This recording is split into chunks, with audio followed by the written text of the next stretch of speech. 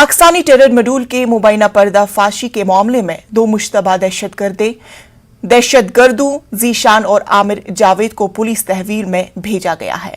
जीशान और आमिर जावेद को 14 रोज की पुलिस तहवील में दिया गया। वाज़ेह हो कि कल 4 मुश्तबा दहशतगर्दों को 14 रोज की अदालती तहवील में भेजा गया था।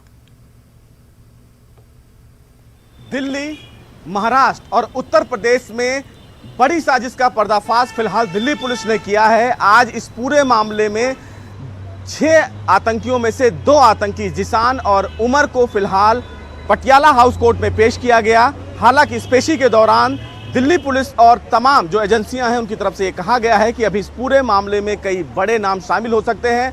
हालांकि मामले की सुनवाई के दौरान कोर्ट में पुलिस की तरफ से ये कहा गया कि उमैद नाम का एक शख्स प्रयागराज में है। हालांकि वो अभी फरार चल रहा है, लेकिन ये माना जा रहा है कि उमैद नाम का जो शख्स है वो इन तमाम लोगों का गुरु हो सकता है। सबसे महत्वपूर्ण बात है कि उत्तर प्रदेश में त्योहार आने वाले हैं, यानी कि रामलीला भी है और आने वाले समय में वहां पर मंदिरों में लोग ज़्यादा जाने वाले हैं और उसके बाद यूपी में चुनाव भी आने वाले हैं, जिसके मद्देनज़र इन तमाम आतंकियों के द्वारा माहौल ख़राब करने की एक बड़ी साजिश रचनी जा रही।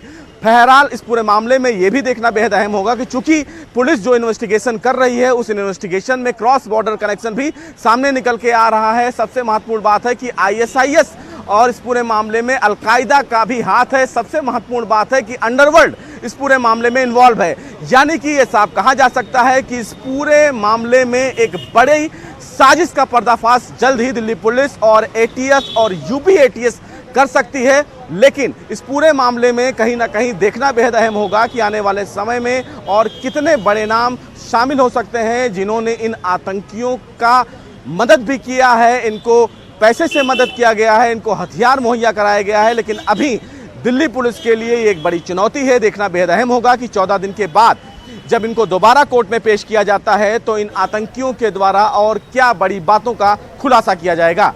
कैमरामैन अंकित जैन के साथ सुशील पांडे, न्यूज़ 18 दिल्ली। दिल्ली की स्पेशल टीम ने मुल्क भर की कई रियासतों से